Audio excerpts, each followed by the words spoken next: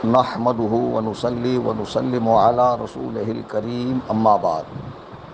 سامعین محترم، آج 24 اکتوبر 2024 کو جناب فصیح الدین حیدرآبادی، داعی و مبلغ مسلک اہل حدیث، ان کے آفیشیل یوٹیوب چینل پر ان کی 21 منٹ 3 سیکنڈ کی ویڈیو آئی ہے۔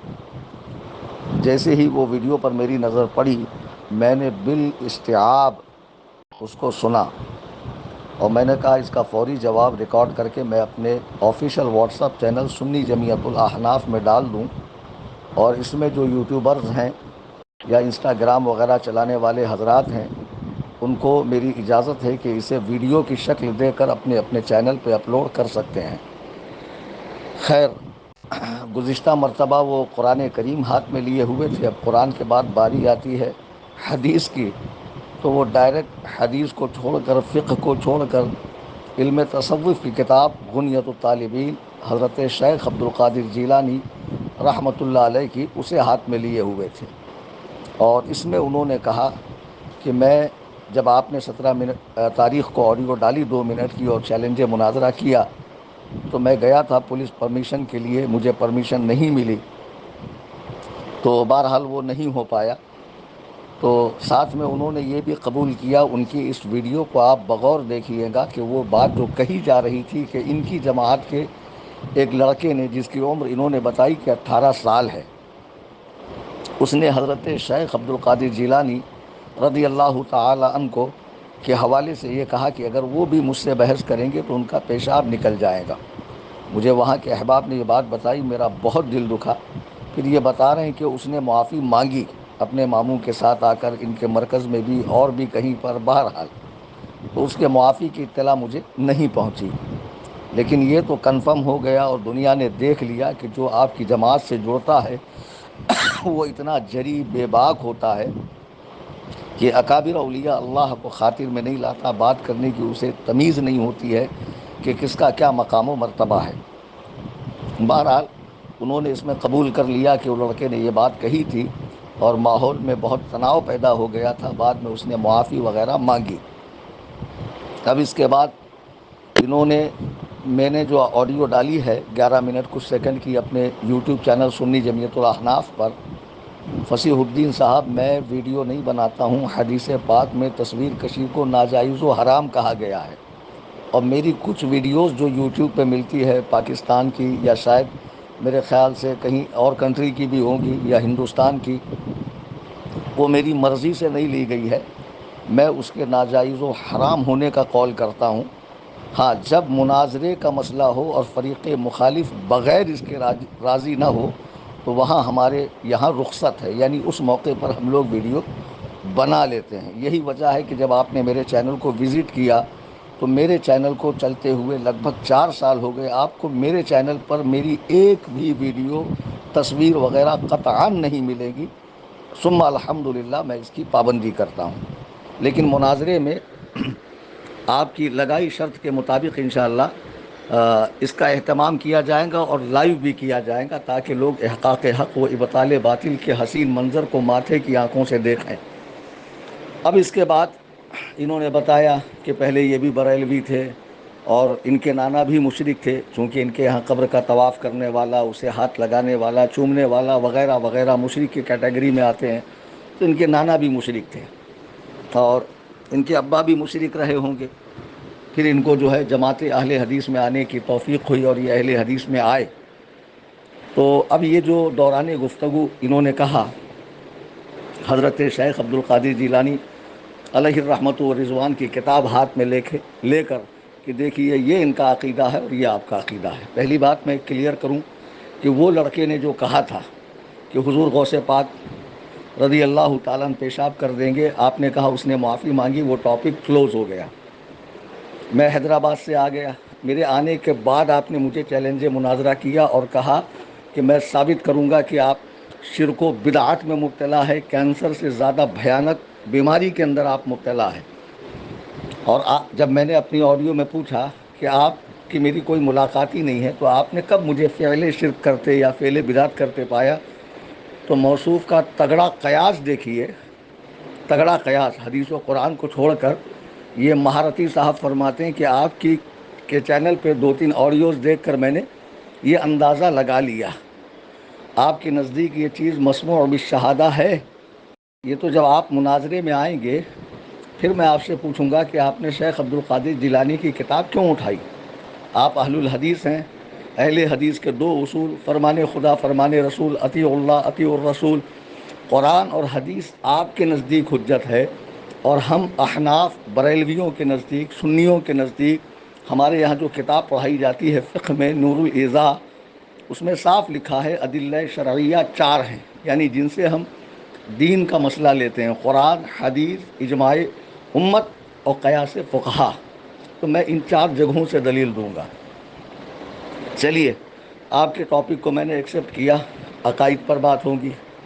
آپ کے شہر کو میں نے قبول کیا، حیدرآباد میں بات ہوگی۔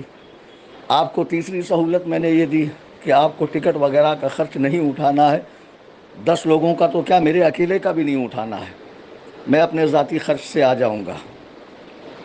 اور آپ نے کہا کہ آپ نے جو جگہ بتائی ہے وہاں دونوں طرف کی عوام جمع ہو جائیں گی۔ میری عوام کی میں گارنٹی لیتا ہوں کہ انشاءاللہ کوئی بدنظمی نہیں ہوگی۔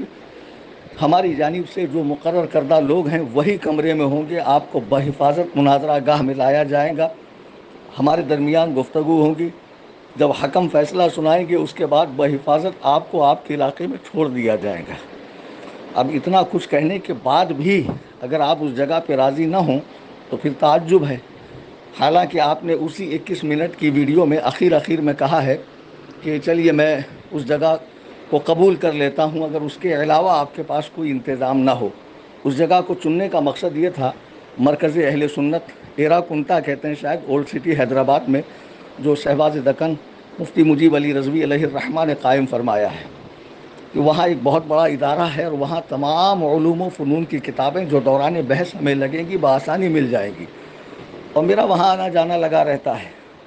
تو بہرحال آپ اس جگہ تشریف لائیں، اور آپ نے کہا کہ کل پرسوں جبھی بھی آپ آئیں، کچھ گھریلو معاملات ہیں جس کے سبب میں اس مہینہ سفر نہیں کروں گا، اور نومبر میں کچھ تاریخیں دی ہوئی پروگرام کی، تو میں 15 نومبر کو حیدرآباد آؤں گا انشاءاللہ 2024 تک، اور تب تک اس کی تشہیر بھی ہو جائیں گی انشاءاللہ اچھے سے۔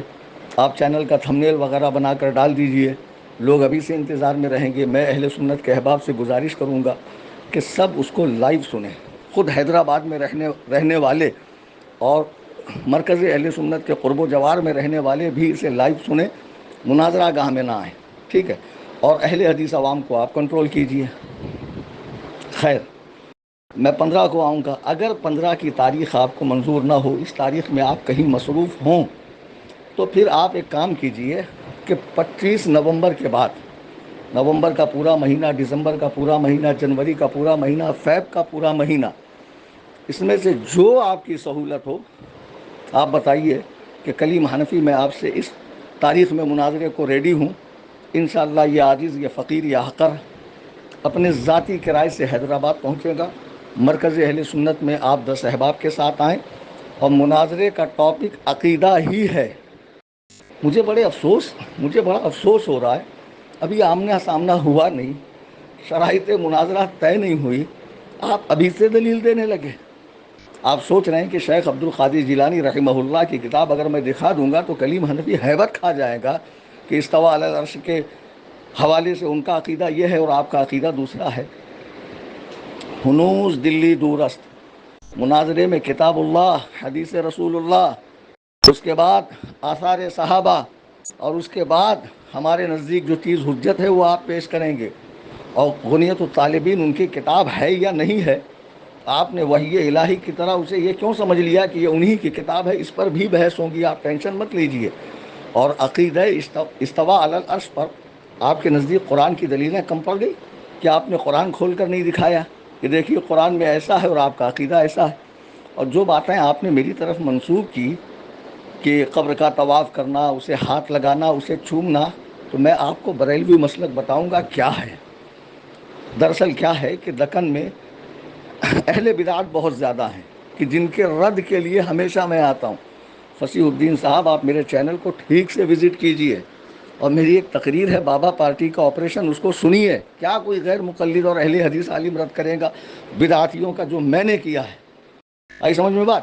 تعزیہ داری کی، قبروں پہ طواف کی، سجود کی، اور اسی طرح ناڑے گھوڑے دھاگے وغیرہ باندھنے کی، بہت ساری چیزیں، آراس میں ہونے والی غیر شرعی رسموں کو، اور شادی بیاہ میں غرض کے شعبۂ زندگی میں جتنے معاملات آتے ہیں جس میں لوگوں نے قرآن و سنت کی پیروی چھوڑ کر یہ ہندوانہ رسموں کو اپنایا ہے، ان سبوں کا میں رد کرتا ہوں. اور آپ نے میری جانب شرک کا الزام لگایا ہے اور دلیل دی ہے کہ آپ کی کچھ آڈیو سے یہ بات پروف ہو گئی، تو آپ ضرور مناظرے میں اسے ثابت کریں گے. اور جسے آپ شرک کہہ رہے ہیں وہ فی الواقع شرک ہی ہے، یا درجہ کفر میں ہے، یا درجہ حرام میں ہے، یا درجہ کراہت میں ہے، یا درجہ اطاعت میں ہے. یہ ساری چیزیں میں آپ کو مناظرے میں بتاؤں گا، آپ ٹینشن مت لیجئے.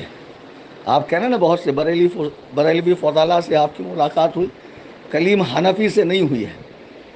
الحمدللہ ہم نے مدارس میں باقاعدہ 18 سال کا وقت لگا کر سند حاصل کی ہے. سمجھ میں آئی بات؟ یہاں وہاں 2-4 مہینے کا کورس کر کے ڈپلومہ نہیں لیا ہے، اللہ کا شکر ہے. دوبارہ آپ نے یہ جو باتیں کہی ہیں، میں اس پر بھی آپ ثابت کریں گے کہ جن کو بریلوی کہا جاتا ہے انہوں نے کیا کیا شرک کیا، اور جسے آپ شرک سمجھ رہے ہیں قرآن و سنت سے وہ شرک ثابت ہوتا ہے کیا، اور جو عقیدے آپ ہماری طرف منسوب کر رہے ہیں وہ واقعی ہمارا عقیدہ ہے کیا، اور اگر ہے تو اس کا شرک و کفر ہونا حدیث و قرآن سے بتائیے. آپ مناظرہ ہوا نہیں، کچھ ہوا نہیں، گھر میں بیٹھ کر آپ اپنی کرسی پر اطمینان و سکون کے ساتھ میں بنیت الطالبین ہاتھ میں لے کر بتا رہے ہیں کہ بتائیے اس کے مطابق آپ کا عقیدہ نہیں ہے. ارے بھائی اتنی گھائی کیوں ہے، اتنی جلدی کیوں ہے؟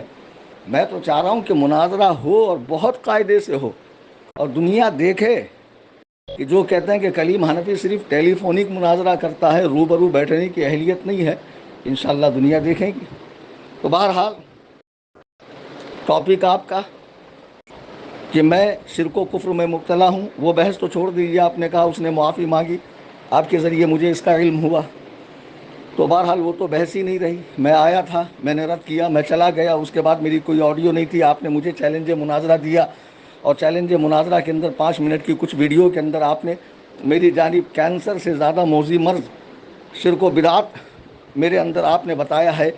اور بریلوی جو ہے پوری جماعت، پورا مسلک بریلویوں کا شرک و کفر کے اندر مبتلا ہے. تو آپ مناظرے میں اسے ثابت کریں گے، اور پہلے بیٹھک ہوں گی، اور پہلے بیٹھک میں شرائط مناظرہ طے ہوگی، ٹھیک ہے. اور ہمارے جو صدر ہیں، ہمارے جو میر کارواں ہیں، وہ شہباز دکن حضرت علامہ سہیل میاں قادری دامت برکاتہم ہوں گے، اور بحیثیت متکلم مناظر میں رہوں گا، اور معین کا انتخاب بعد میں کیا جائے گا.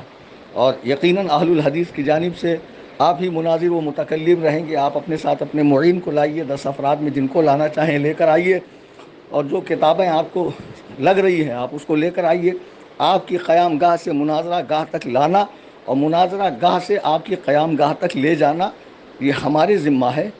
15 تاریخ میں نے آپ کو دی ہے نومبر کی، کہ یہ فقیر 15 تاریخ کو انشاءاللہ حیدرآباد کی سرزمین پر حاضر رہے گا. جمعہ کا دن ہے، تو جمعہ کا دن ہے، ظاہر سی بات ہے بعد نماز عشاء کا وقت یہ زیادہ موضوع ہے، یا بعد نماز جمعہ کا.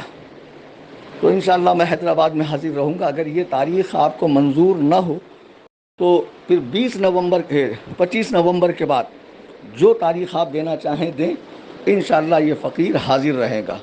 اللہ تبارک و تعالی ہم سب کو قبول حق کا جذبہ عطا فرمائے، اور مسلک حق پر ثابت قدم رکھے. آمین ثم آمین بجاہ النبی الکریم صلی اللہ علیہ وسلم.